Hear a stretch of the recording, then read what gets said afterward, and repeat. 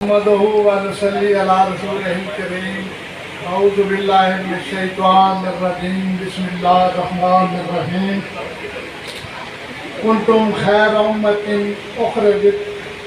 أخرجت للناس تأمرون بالمعروف وتنهون عن المنكر وتؤمنون بالله صدق الله العظيم ترجمہ اب دنیا میں تم ہی وہ بہترین گروہ ہو جسے انسانوں کی ہدایت اور اصلاح کے لیے میدان میں لایا گیا ہے۔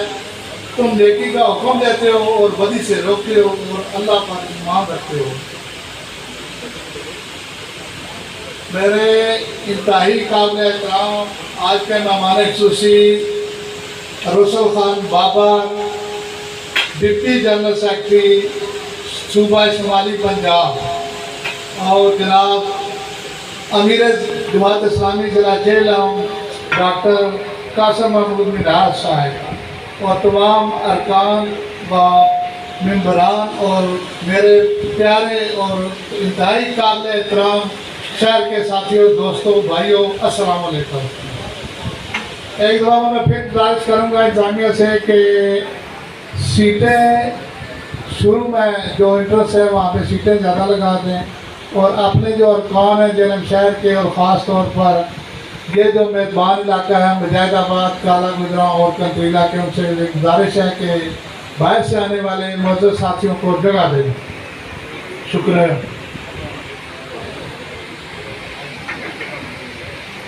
عزیز ساتھیوں، انتہائی معزز حضرات، السلام علیکم۔ میں نے جو آیات کریمہ پڑھی ہے اس کا ترجمہ آپ کے سامنے رکھا ہے۔ جماعت اسلامی کا مقصد بھی بالکل بعین ہی اسی قرآن و سنت کی دعوت لے کر اٹھو اور ساری دنیا پر چھا جاؤ، نیکی کا حکم دینا اور برائی سے روکنا، اللہ کی زمین پر اللہ کا قانون نافذ کرنا، اللہ کے بندوں کو اللہ کی غلامی میں، بندوں کی غلامی سے نکال کر اللہ کی غلامی میں دینا، حقیقی مالک اپنے حقیقی مالک حقیقی رازق کی طرف لانا، اللہ اور اس کے رسول کی طرف دعوت دینا، یہ جماعت اسلامی کا بنیادی مقصد ہے۔ اللہ کا کرم ہے کہ جماعت اسلامی نے ہمیشہ حق کا ساتھ دیا، اور جب سے پاکستان بنا ہے اللہ کا کرم ہے کہ جماعت اسلامی کے جو بھی لوگ جس میدان میں بھی آئے ہیں انہوں نے دیانتداری اور اعلیٰ اخلاق اور اعلیٰ اصولوں کا مظاہرہ کیا ہے۔ اللہ کا کرم ہے کہ جماعت اسلامی کے کسی بندے پر کسی قسم کا کوئی داغ نہیں ہے، جو انتہائی دیانتداری سے اپنا کام کرتے ہیں۔ اس کی وجہ یہ ہے کہ ہم اپنے ممبرز کو تربیت دیتے ہیں، اس کے بعد وہ کارکن بنتا ہے، اور کارکن جب باقاعدہ تربیت ان کی کرتے ہیں تاکہ وہ زندگی کے معاملات میں بہتر سے بہتر وہ کام کر سکے، اس کے بعد وہ بندہ رکن بنتا ہے۔ یہی وجہ ہے کہ جماعت اسلامی کے جتنے بھی لوگ جس میدان میں بھی موجود ہیں اللہ کے کرم سے انتہائی قابل، بہترین دیانتدار لوگ ہیں، اور انہوں نے اپنی مثال قائم کی ہے۔ میں بھی بالکل اسی طرح ایک عام دکاندار ہوں، نہ ہی کو میں عالم ہوں اور نہ ہی کو میں سیاستدان ہوں۔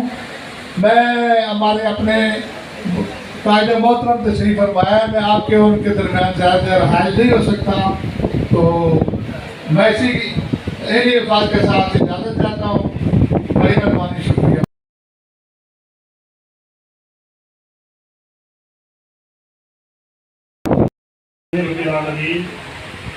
والصلاة والسلام على رسوله الكريم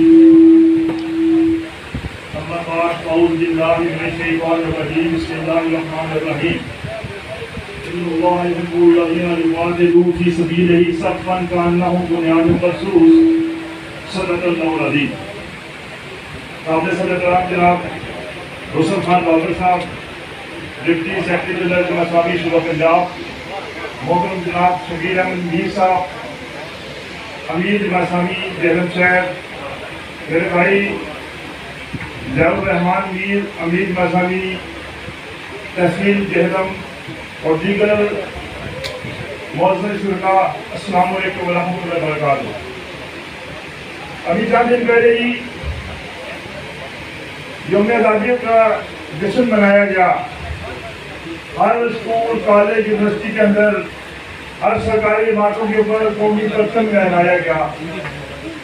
بلدیہ ہو یا ضلع کونسل کا دفتر ہو یا کوئی پارلیمنٹ یا صوبائی اسمبلی کا دفتر ہو، وہاں پر قومی ترانہ بھی ہوا، پرچم بھی لہرایا گیا اور اللہ کے حضور شکرانے کے لفظ بھی ادا کیے گئے اور ان شہداء کی قربانیوں کو یاد بھی کیا گیا اور ان کا ذکر بھی ہوا، ان کی تحسین بھی ہوئی۔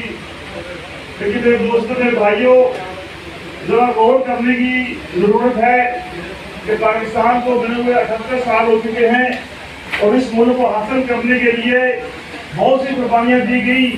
وہ سینکڑوں میں نہیں، وہ ہزاروں میں نہیں، بلکہ لاکھوں میں وہ قربانیاں ہیں۔ گھروں کے گھر اجڑ گئے تھے، کوئی گھر ایسا نہیں تھا جہاں پر کوئی شہید نہ ہو۔ خون اور لاشیں اور خون اور آگ کی جو دریا جو عبور کر کر پاکستان آئے، ماؤں کے گودوں سے بچوں کو چھین کر لیگوں کو انجے کو ڈال دیا گیا، بوڑھے باپ کو درختوں سے باندھ کر اس کے سامنے ان کے جوان بچوں کو شہید کیا گیا۔ میرے دوستوں، بہت تفصیل ہے اس بارے میں، لیکن میں سوچتا ہوں کہ آخر یہ قربانی کیوں دی گئی؟ یہ لوگوں نے اپنے گھر پر کیوں چھوڑ کر پاکستان آ گئے، ہجرت کر کے پاکستان آ گئے، اپنے کاروبار، اپنی زمینیں، اپنے گھر پر سب کچھ چھوڑ کر؟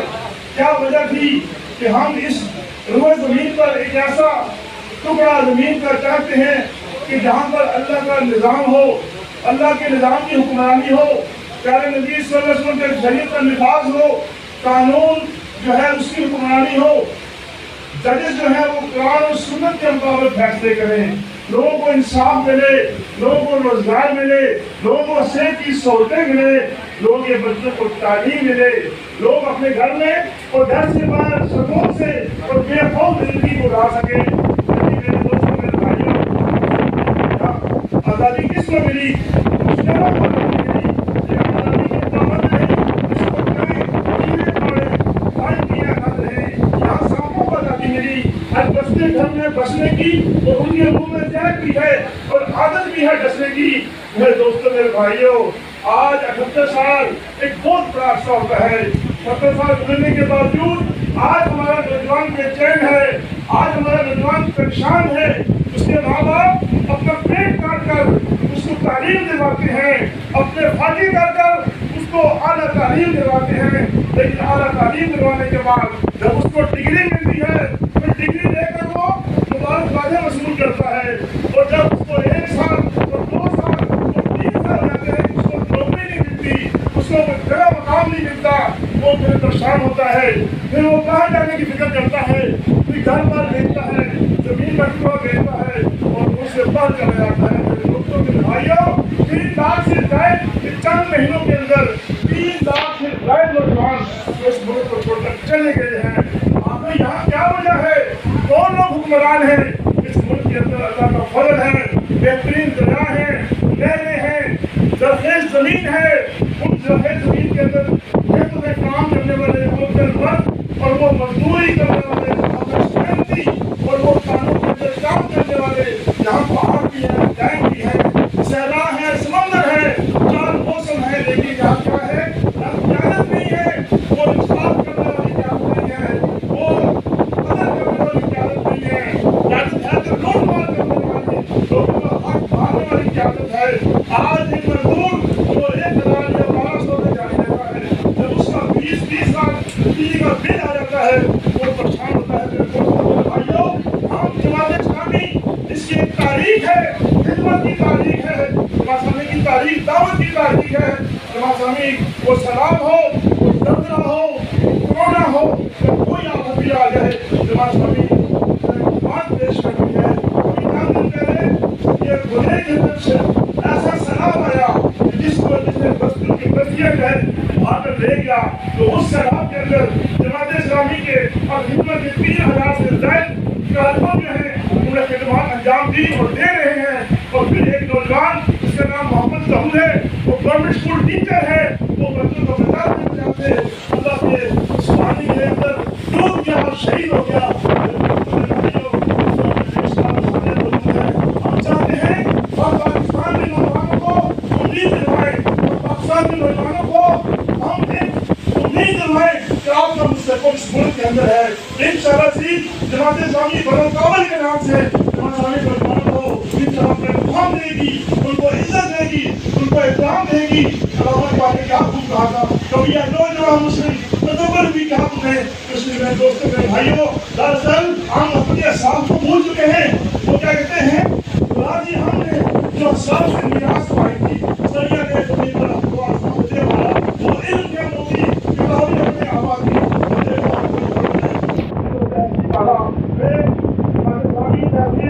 جیلوں کو اور دینا جیل شہر کو مبارکباد پیش کرتا ہوں. انہوں نے آپ کو دعوت دی, آپ کو چاہے بدو کیا, میرے بھائی نے بتایا ہم نے پورے پاکستان کے اندر 50 لاکھ جو ہیں کتنے بنائے ہیں, آپ کو پلیٹ فارم دے رہے ہیں, وہ پروفیشن بنا رہے ہیں, آپ کو احترام دیں گے, آپ کو عزت دیں گے, آپ کو مقام دیں گے, آپ کو اختیار دیں گے. اور انشاءاللہ میں آپ کو بتا چاہتا ہوں انشاءاللہ یہ ساری جو پارٹیاں ہیں جو اقدام میں رہ چکی ہیں, ان لوگوں نے اپنے دھا لیا, ان کے اقدار سے کیا ملا, منشیات فروشی ملی, ان کے اقدار سے کیا ملا, بے روزگاری, کرپشن, لوٹ مار, ظلم اور زیادتی اور ناکامی ملی.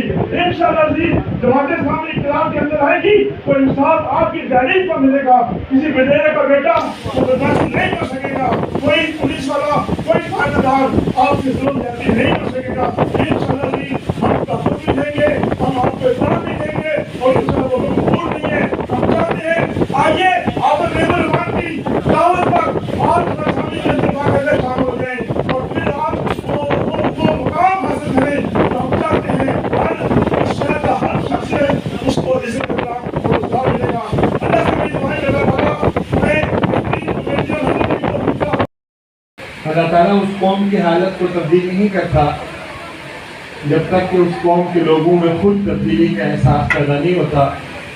بے شک سچ فرمایا اللہ رب العالمین نے انتہائی محترم مکرم ڈاکٹر قاسم بھائی, امیر ضلع شبیر بھائی, امیر شہر ارسلان اختر بھائی, قیم ضلع ضیاء الرحمان بھائی, امیر تحصیل اشفاق بھائی, وہ اس حال میں بیٹھے چمکتے چمکتے چہروں کے ساتھ. میرے نوجوانوں, بزرگوں, بھائیوں, دوستوں, سبحان اللہ و بحمدہ سبحان اللہ العظیم. دیر آئی درست پائی. اگرچہ ہم 78 برس سے اس کوشش میں تھے کہ ہم عوام کے ساتھ بیٹھ کر پاکستان کے مسائل کو ڈسکس کر سکے, پاکستان کے وسائل کو ڈسکس کر سکے, پاکستان کے حقیقی پرابلم کو ڈسکس کر سکے. کوئی نہ کوئی وجہ آتی ہوگی, یا شاید رب کو یہ منظور تھا کہ کوئی ایسا لیڈر جب جماعت اسلامی کو ملے گا جو نوجوان بھی ہو, یونیورسٹی سے پڑھا لکھا بھی ہو, انجینئر بھی ہو, عوام کی نفس پہ ہاتھ رکھنے والا بھی ہو, تو پھر جماعت اسلامی عوامی شکل اختیار کرے گی. میرے بھائیوں اور دوستوں, بزرگوں, میں آج یہاں ہوں, پرسوں ہم لوگ کھیوڑا میں تھے, کل ہم لوگ سواوا میں ہوں گے, ایسے ہی پچھلے دنوں مری, کوٹلی, کوٹا, کلر سیرا, یہ شمالی پنجاب کی ایک ایک تحصیل میں ہم لوگ جا رہے ہیں. سر میں نہیں, ہمارے سارے ذمہ داران, ہم افضل نعیم الرحمان صاحب کی سپاہی بن کے جا رہے ہیں. انہوں نے ہمارے ذمہ لگایا کہ عوام کے پاس جا کے میرے پیغام پہنچائیں. اس لیے میری بات کو بہت غور سے سنیے گا, جو جہاں کھڑا ہے وہ کھڑا رہے. اگر آج کا پروگرام ایک پروگرام ہو کر ختم ہو گیا, ہم بیٹھے گپ شپ کی, تقریریں سنی, کھانا کھایا اور چل بسے, تو شاید پھر دوبارہ بیٹھنے میں کہیں اشرے لگ جائیں. آج پاکستان ایک بہت نازک موڑ پہ کھڑا ہے. اس ملک میں قیادت کا ایک خلا ہے. مشرق اور مغرب ہر طرف سے پاکستان کے حوالے سے منصوبے بن رہے ہیں. اس ملک کا نوجوان مایوس ہے. اور خاص طور پہ وہ نوجوان جو انقلابی بن کر آیا تھا، جب اس کو انقلاب نہیں ملا تو ریاست کے خلاف، ریاستی اداروں کے خلاف اٹھ کھڑا ہوا ہے، مایوسی کا شکار ہے۔ قوم کے بڑوں کو، قوم کے سمجھداروں کو اٹھنا پڑے گا، کچھ سوچنا پڑے گا، کچھ کرنا پڑے گا۔ میں آپ کے سامنے جہاں جماعت اسلامی کی دعوت رکھنے آیا ہوں، جہاں جماعت اسلامی کی خصوصیات آپ کو بتانے آیا ہوں، وہاں کچھ گلے شکوے بھی کرنے آیا ہوں، وہاں کچھ سننے، کچھ سنانے بھی آیا ہوں۔ اس لیے میری بات کو آپ لوگوں نے غور سے سننا ہے۔ میرے بھائیوں اور دوستو، جماعت اسلامی تب بنی تھی جب پاکستان بھی نہیں بنا تھا، جب تحریک پاکستان چل رہی تھی اور پاکستان کا مطلب کیا، لا الہ الا اللہ کا نعرہ لگ رہا تھا، تو سید مودودی رحمۃ اللہ علیہ قائد اعظم سے ملے اور کہا یہ جو صف میں لوگ کھڑے ہیں یہ سارے بھٹیدار، ٹھیکیدار اور سرمایہ دار ہیں، ان کے تو اپنے جسم پر اسلام نہیں ہے تو وہ ریاست میں کیسے اس کو نافذ کریں گے؟ تو انہوں نے کہا کہ ہمیں ریاست قائم کرنے دیں، اس کے بعد وہ نظام قائم کرنے والی ٹیم بھی تیار کر لیں گے انشاءاللہ۔ اور پھر سید مودودی نے کانگریس کے ان تمام علماء کا جواب دیا جو مسلم لیگ کے پاس نہیں تھا، اور مسئلہ قومیت نامی ایک کتاب لکھی، اور انہوں نے اس میں لکھا کہ جو پوری دنیا کے مقابلے میں اگر ایک گز زمین بھی ہمیں ملے جس میں ہم عرب کے نظام کو نافذ کر سکیں تو ہم اس کو پوری دنیا پہ ترجیح دیں گے۔ میرے بھائیوں دوستو، ہندو اور انگریزوں سے ہمارا مسئلہ وسائل کی تقسیم کا نہیں تھا، ترقی اور ڈیولپمنٹ کا نہیں تھا۔ انگریز آج بھی ہم سے بہت آگے ہیں، اس کے منصوبے ہم سے بہت بہتر ہیں، ان کے ڈیم، ان کے پل، ان کے ریلوے اسٹیشن، ان کے کارخانے آج بھی اپنی مثال آپ ہیں۔ ہمارا ان سے مسئلہ اسلام کے نظام کے قیام کا تھا۔ اب پاکستان کا مطلب کیا، لا الہ الا اللہ کا نعرہ یہ تھا کہ مدینے کے بعد دوسری ریاست ہوگی جہاں رب کے نظام کو ہم نافذ کریں گے۔ قائد اعظم رحمۃ اللہ علیہ نے کہا تھا کہ we have dreamed the dream of Pakistan with a view that it will be an ideal Islamic state، کہ ہم نے خواب دیکھا ایک نظریے کے ساتھ کہ ایک آئیڈیل اسلامک اسٹیٹ ہوگی۔ انہوں نے مسلم اسٹیٹ کی بات نہیں کی، یہ مسلمانوں کی ایک ریاست ہوگی، انہوں نے کہا اسلام کی ریاست ہوگی، اسلام کا معاشی نظام، اسلام کا عدالتی نظام، اسلام کا سیاسی نظام، اسلام کا عبادات کا نظام، اسلام کا ایجوکیشن کا سسٹم، اسلام کا انصاف کا نظام، اسلام کا جنگ اور امن کے ہر حوالے سے ہم اس کو ایک تجربہ گاہ بنائیں گے اور پوری دنیا کے سامنے ایک مثال کے طور پہ پیش کریں گے کہ تم نے عقل کی بنیاد پر جتنے بھی نظام ہائی زندگی ترتیب دیے ہیں وہ انسانیت کے لیے نہیں ہے۔ تمہارے assumption وہ کسی مادی چیز پہ تو پورے اتر سکتے ہیں، وہ سائنس پہ تو پورے اتر سکتے ہیں، لیکن انسان کی زندگی پہ جو ماحول کے ساتھ تبدیل ہوتا ہے، جو گرمی میں کچھ اور ہوتا ہے اور سردی میں کچھ اور ہوتا ہے، جو غمی میں کچھ اور ہوتا ہے، جو خوشی میں کچھ اور ہوتا ہے، جو درد میں کچھ اور ہوتا ہے، خوشحالی میں کچھ اور ہوتا ہے، وہاں تمہاری assumption نہیں چل سکتی، وہاں تمہاری عقل نہیں چل سکتی۔ تم معاشی طور پہ سوشلزم کو ترتیب دو، کمیونزم کو ترتیب دو، کیپٹلزم کو ترتیب دو، وہ اسلام کے معاشی نظام کا مقابلہ نہیں کر سکتا۔ تم معاشرتی طور پہ چاہے انڈیویجلزم کو دے دو، چاہے ہیومنزم کو ترتیب دے دو، چاہے لبرلزم کو ترتیب دے دو، وہ اسلام کے معاشرتی نظام کا مقابلہ نہیں کر سکتا۔ تم سیاسی طور پہ بادشاہت کو، ڈیموکریسی کو، نیشنلزم کو، کسی بھی عزم کو ترتیب دے دو، وہ اسلام کے سیاسی نظام کا مقابلہ نہیں کر سکتا۔ اس لیے اس نظام کو بنانے والا رب ہے، اس انسان کے بارے میں سب سے بہتر طور پہ رب جانتا ہے اس کی زندگی میں سکون کب آئے گا، اس کی زندگی میں اطمینان کب آئے گا، یہ 5-6 فٹ کا جسم عروج اور ترقی کی طرف کب جائے گا، اس کے بھائی کے ساتھ تعلقات کب آئیڈیل ہوں گے، اس کے بہن کے ساتھ آئیڈیالات کب قابل دید ہوں گے، ان کی ازدواجی زندگی کب کہیں تسکین کا باعث بنے گی، یہ وہ رب جانتا ہے۔ اسی طریقے سے اجتماعی طور پہ اس کا نظام کون سا ہونا چاہیے، اس کی خارجہ پالیسی کون سی ہونی چاہیے، انصاف کے تقاضے کیسے پورے کیے جا سکتے ہیں، یہ رب جانتا ہے، اور رب کا نظام اس وقت اگر کسی کے پاس موجود ہے تو مسلمان کے میرے بھائیو اور دوستو، اسی طرح یہ پوری دنیا اس رب نے بنائی ہے۔ دنیا کے کس حصے میں کون سے معدنیات ہیں وہ رب جانتا ہے۔ دنیا کے دریاؤں سے کیسے نہر لگائے تو زیادہ پانی آگے آئے گا اور سبزیاں زیادہ اگیں گی، یہ رب کا نظام جانتا ہے میرے بھائی اور دوستو۔ اس لیے قائد اعظم نے کہا تھا ہم ایک تجربہ گاہ بنا رہے ہیں جہاں رب کے نظام کو ہم نافذ کریں گے اور مغرب اور اہل مغرب کو بتائیں گے کہ اسلام ہی آج کے مسائل کا حل ہے۔ میرے بھائی اور دوستو، جماعت اسلامی کا جو بنیادی مقصد یہ ہے کہ پوری دنیا میں جو رب سے ناآشنا تہذیب ہے اس کو مٹا کر رب کی آشنا تہذیب کو لے کر آنا چاہتے ہیں، رب کے نظام کو لے کر آنا چاہتے ہیں، ان کو ریپلیس کر کے ہر حوالے سے رب کے نظام کو لانا چاہتے ہیں۔ یہ ایک انٹرنیشنل منصوبہ ہے جس کے لیے جماعت اسلامی پوری دنیا کے اندر کام کر رہی ہے۔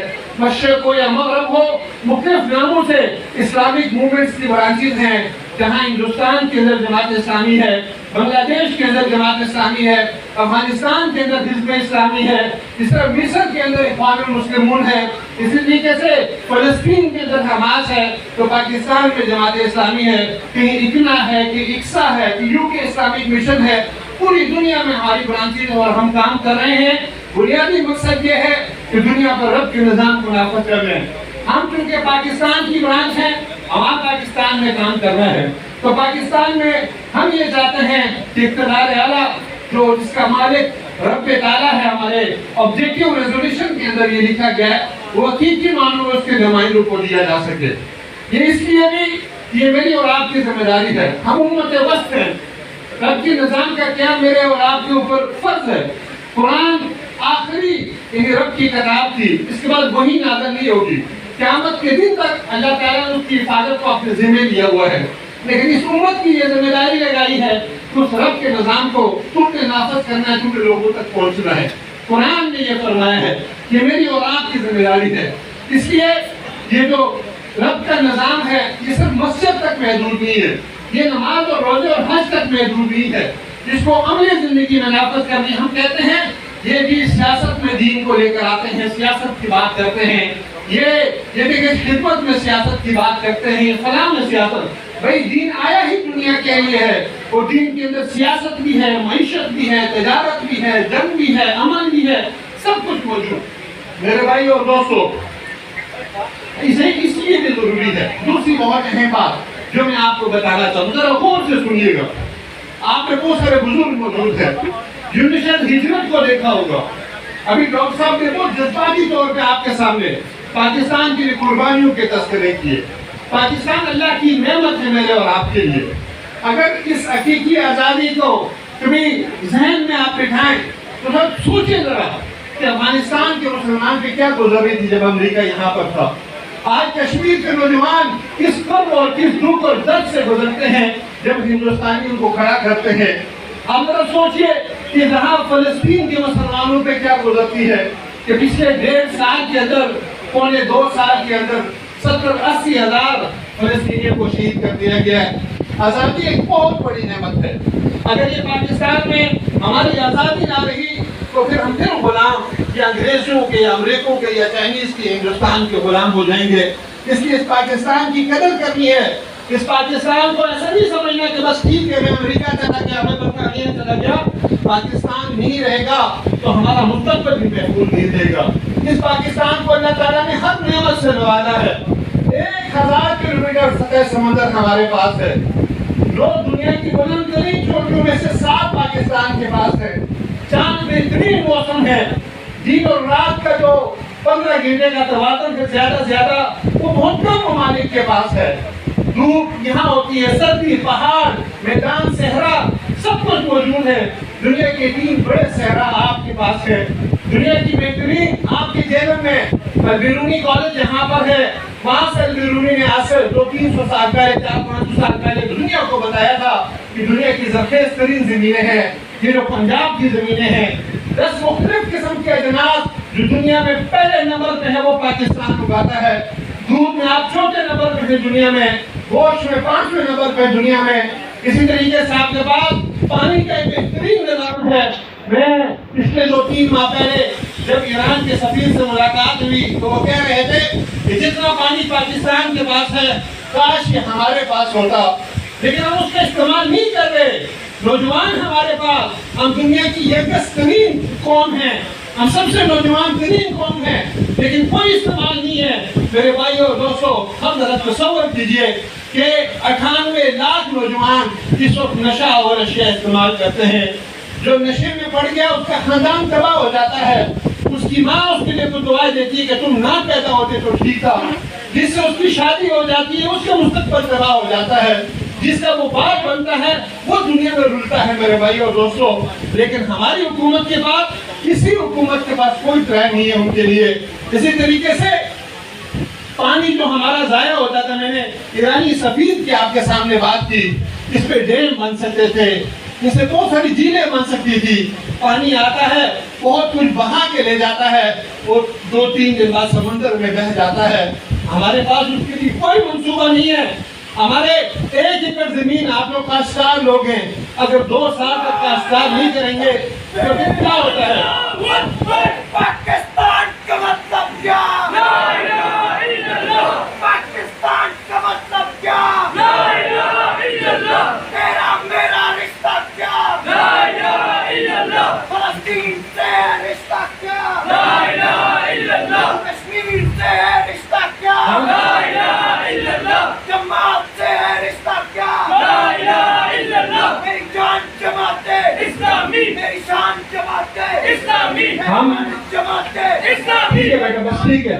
ہم یعنی اگر 1 ایکڑ زمین کاشت نہ کریں، 1 ایکڑ بڑی بات ہے، 2 کنال زمین کاشت نہ کریں، ہمیں تکلیف ہوتی ہے کہ ہم نے زمین کاشت نہیں کی۔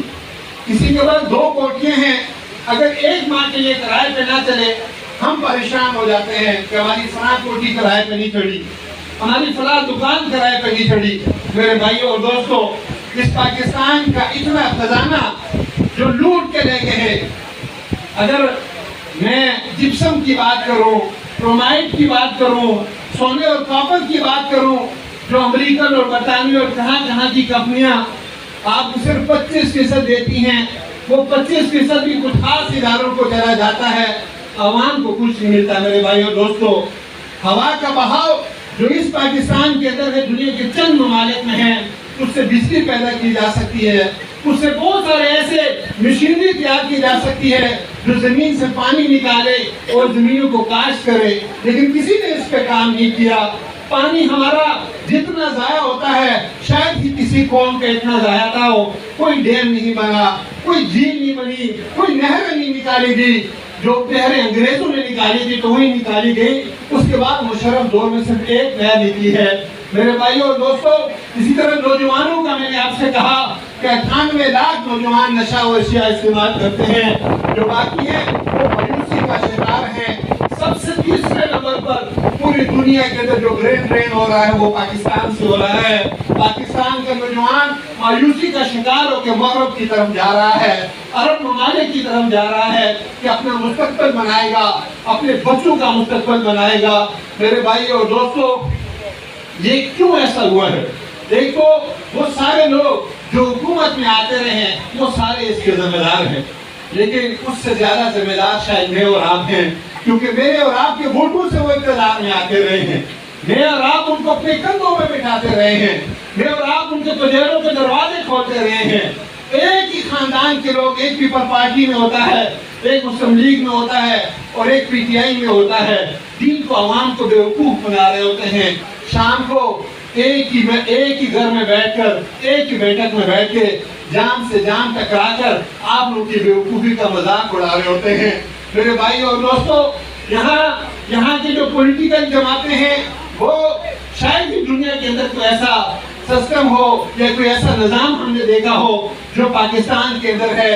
دادا پاکستان کا حکمران تھا، بیٹی یا بیٹا پاکستان کا حکمران بنا، اور اب تیسری نسل، آپ کے دادا اور بڑے ان کے دادا کو سلام کرتے تھے، آپ خود ان کو سلام کرتے ہیں، اور آپ کی نئی نسل ان کی نئی نسل کو سلام کرے گی۔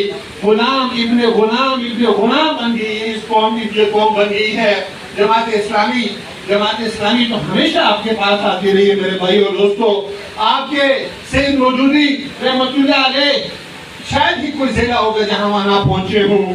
وہ جب اس دنیا سے چلے گئے تک کھا کے تو میاں طفیل احمد صاحب جو پاکستان اور ہندوستان کے پہلے وکیل تھے وہ ایک ضلع میں پہنچ کے لوگوں تک جماعت اسلامی کی دعوت دیتے رہے. وہ بھی اس دنیا سے گزر گئے.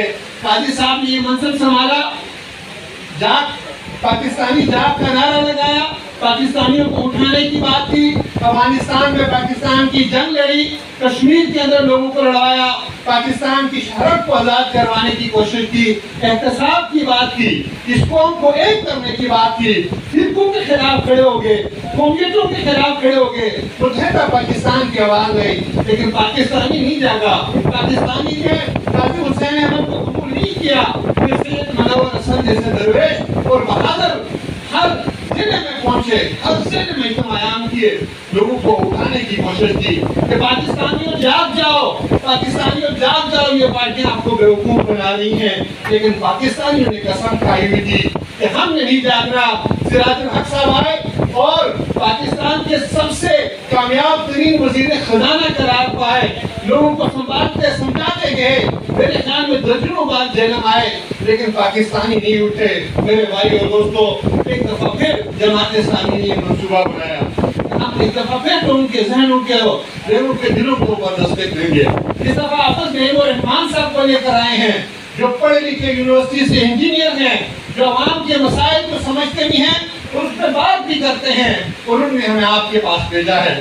ہم بتانا چاہتے ہیں کہ جماعت اسلامی سے زیادہ جمہوری جماعت کوئی نہیں ہے. یہ میں نے جتنے بھی عمرہ آپ کو گنوائے ہیں, سید منور حسن صاحب کا قاضی صاحب سے کوئی تعلق نہیں تھا, قاضی صاحب کا میاں طفیل صاحب سے کوئی تعلق نہیں تھا, میاں طفیل صاحب کا سید مودودی رحمت اللہ علیہ سے کوئی تعلق نہیں تھا, اسی طریقے سے سراج صاحب کا حافظ نعیم الرحمان صاحب سے کوئی تعلق نہیں تھا. لیکن دوسری طرف ذرا دیکھیے کہ نواز شریف صاحب, مریم نواز صاحبہ, شہباز شریف صاحب, حمزہ شہباز شریف صاحبہ. میں جب پیدا ہوا تھا تو میں نے دیکھا کہ نواز شریف صاحب پنجاب کے وزیر اعلیٰ ہیں, اور آج 40-41 برس بعد بھی وہ کہتے ہیں کہ اگر ہمیں موقع ملا تو ہم پاکستان کی تقدیر کو بدل دیں گے. میرے بھائی اور دوستو, وہ جو کہتے ہیں کہ بھائی عوام کو سنواریں گے ہم, ان سے پوچھو کہ گلستان کو اجاڑا کس نے, اس پاکستان کا یہ حال کس نے کیا؟ یہ جو آج مایوسی ہے, یہ جو اندھیرا ہے, جو لوگ یہاں سے پلک پلک کر رو کے باہر جا رہے ہیں, یہ کس نے کیا؟ مجھے بتائیں. کہ عدالتیں تو ہیں, انصاف نہیں ہے, پولیس تو ہے, حفاظت نہیں ہے, بینک اور کرنسی تو ہے, لیکن غربت ہے, پیاس ہے, بھوک ہے.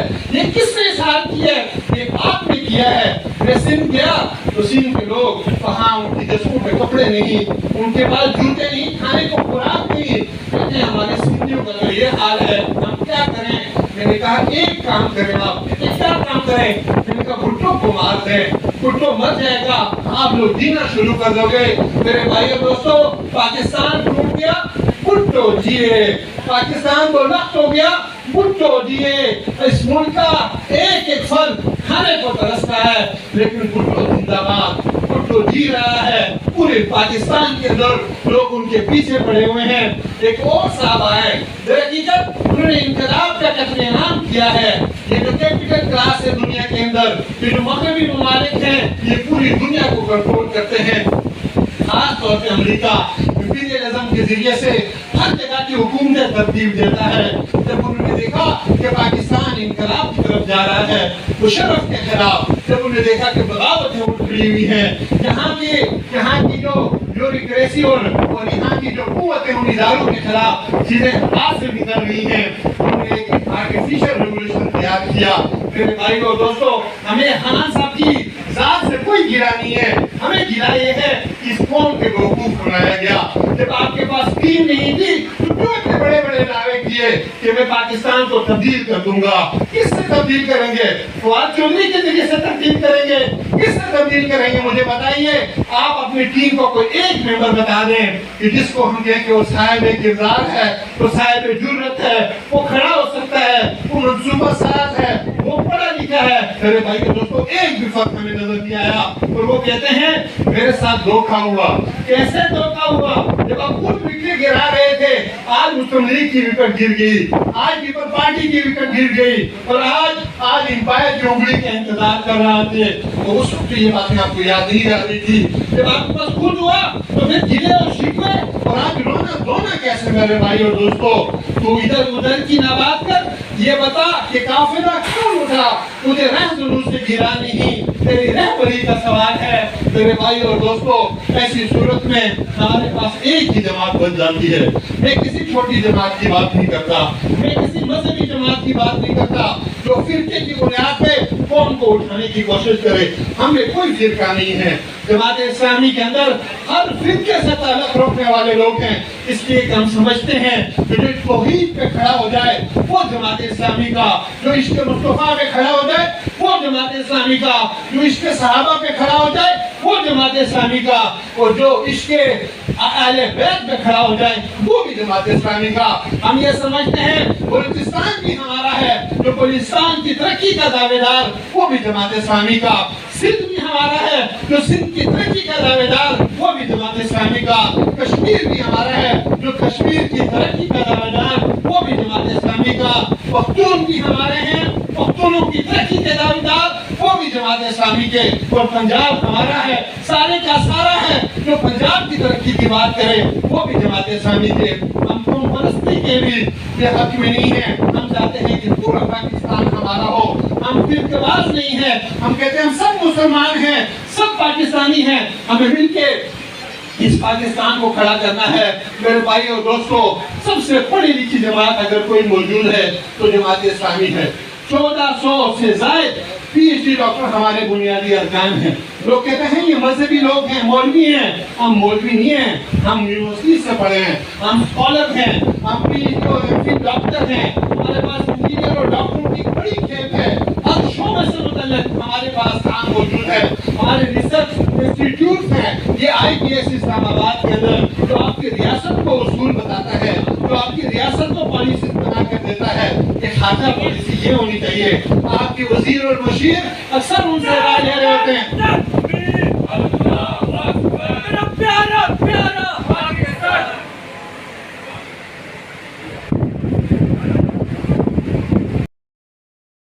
شاید ہی کوئی ادارہ کرتا ہو. ہمارے پاس ریاستی قوت نہیں ہے یا ریاستی اقتدار نہیں ہے، اختیار نہیں ہے، لیکن ہم آپ کے چندوں کی بنیاد پر، آپ کے گھروں کی بنیاد پر دن رات دیکھ کر کے ہر مشکل وقت میں پاکستان کے پیچھے کھڑے ہوتے ہیں، پاکستانیوں کے ساتھ کھڑے ہوتے ہیں.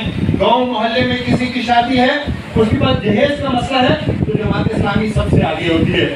کسی کا آپریشن ہے، اس کو خون چاہیے، اپنا بیٹا گھر میں موجود ہوگا، اپنا بھائی موجود ہوگا، لیکن وہ خون نہیں دے سکتا. جماعت اسلامی کا کارکن موجود ہوتا ہے، وہ اپنے ہاتھ باندھ کے آپ کے ماؤں بہنوں بیٹیوں بھائیوں اور بزرگوں کو خون دینے کے لیے تیار ہوتا ہے. اسی طریقے سے زلزلہ آ جائے، سیلاب آ جائے، جب کوئی اور مصیبت آئے، سب سے آگے کون ہوتا ہے؟ سب سے آگے جماعت اسلامی ہوتی ہے. میرے بھائی اور دوستو، وقت کم ہے، میں اس کی تفصیل نہیں بیان کرنا چاہتا. صرف پاکستان نہیں، پاکستان سے باہر بھی امت پہ جب مشکل آئی، جماعت اسلامی اور اس کے خدمت فاؤنڈیشن سب سے آگے آپ کو نظر آئیں گے. اسی طریقے سے جب اقتدار ملا، ہمیں کراچی میں اقتدار ملا، عبدالستار روانی صاحب، ہم نے کراچی کو روشنیوں کا شہر بنا دیا. پوری دنیا میں کراچی خوبصورت شہروں میں دوسرے اور تیسرے نمبر پہ آ گیا. ہمیں نعمت اللہ صاحب جب کراچی کے میئر بنے تو کراچی میں بہت زیادہ سیوریج کا مسئلہ تھا، وہاں پہ سڑکیں ٹھیک نہیں تھی، وہاں کے جتنے بھی پارکس تھے اس پہ ایک ایم کیو ایم قبضہ کر چکی تھی. لیکن نعمت اللہ صاحب نے کراچی کو دوبارہ باغوں اور پھولوں کا شہر بنا دیا، اور جو کراچی جاتا تھا آفرین آفرین کہتا تھا. خود مشرف صاحب کہتے تھے کہ کراچی کو تو آپ نے بدل دیا ہے، لیکن میرے ساتھ آپ نہیں چل سکتے کیونکہ آپ کی بڑی داڑھی ہے اور آپ ٹوپی پہنتے ہیں.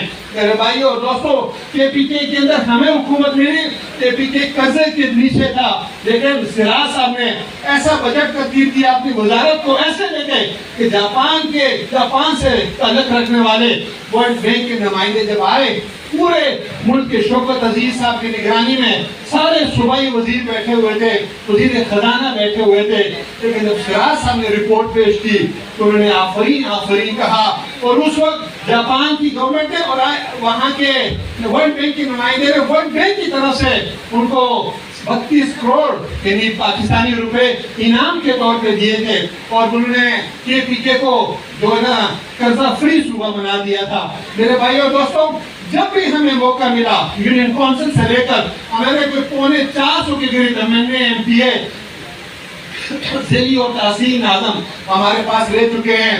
पिछले 78 बरस में किसी एक भी फर्द पे करप्शन का अल्हम्दुलिल्लाह सुबह अल्हम्दुलिल्लाह किसी पे इल्जाम नहीं लगा कि इसने करप्शन की है। हम इंसान हैं, हम फरिश्ते नहीं हैं, लेकिन हमारी इज्तिमाइयत ऐसी है, हमारी शुराइयत ऐसी है, हमारी मुशावरत ऐसी है तो हाँ, बुराई करने वालों को हम पकड़ लेते हैं, उसका एहतसाब करते हैं। मेरे भाई और दोस्तों, जमात की इज्तिमाइयत के अंदर नेकी करना आसान है लेकिन बुराई करना मुश्किल है।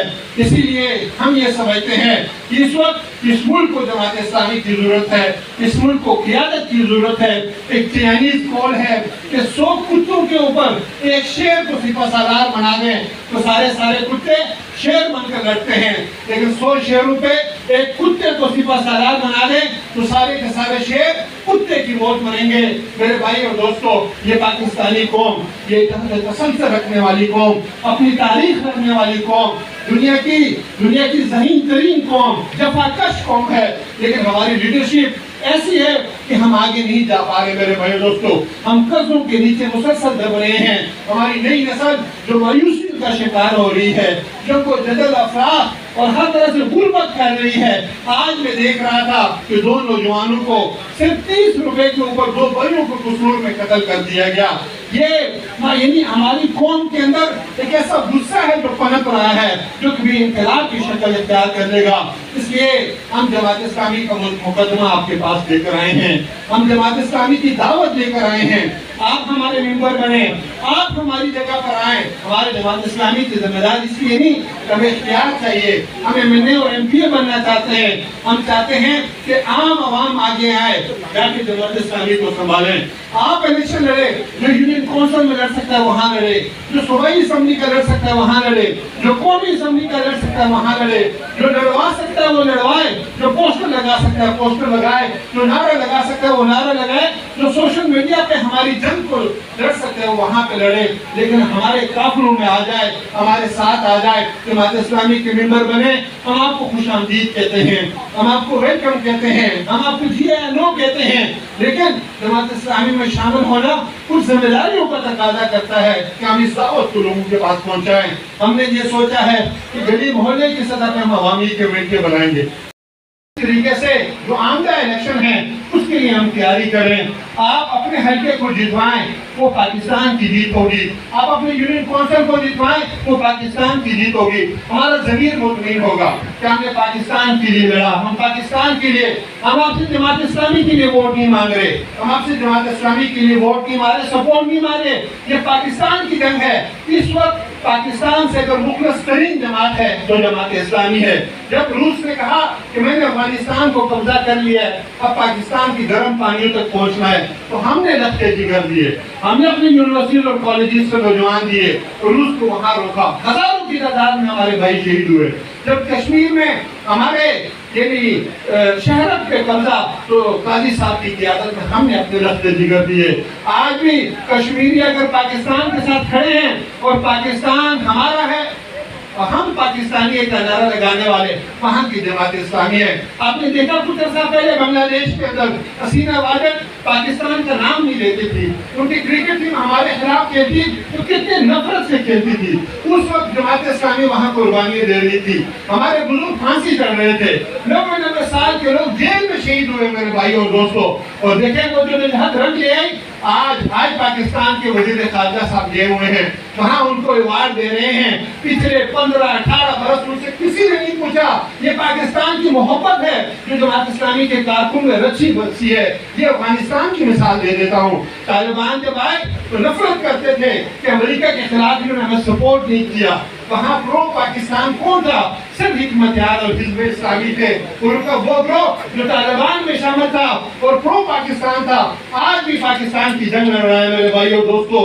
ये आपको मालूम हो ना मालूम हो, यहाँ बहुत से लोग रिपोर्टें लिखने वाले बैठे होंगे, उनको मालूम है, उनको बताएं कि अपने आकाओं को बताएं। हम जमात इस्लामी वाले हम सबसे ज्यादा पाकिस्तान से मुखलस हैं, ہم نے قربانیاں دی اور بغیر تنخواہ کے دی. آپ تو تنخواہ لے کے قربانیاں دے رہے ہو, ہم اس کو قبول کرتے ہیں, ہم اس کو سلام پیش کرتے ہیں, لیکن ہم تو بغیر تنخواہ کے قربان ہوئے ہیں. پھر کیا وجہ ہے کہ جب ہم جیت رہے ہوتے ہیں تو آپ کسی مصنوعی انقلاب کو لے آتے ہو؟ میرے بھائی اور دوستوں, اس لیے میں آپ سے ملتمس ہوں, اپنے بزرگوں اور بھائی اور دوستوں سے ملتمس ہوں کہ پاکستان کی اس جنگ میں ہمارا ساتھ دیں.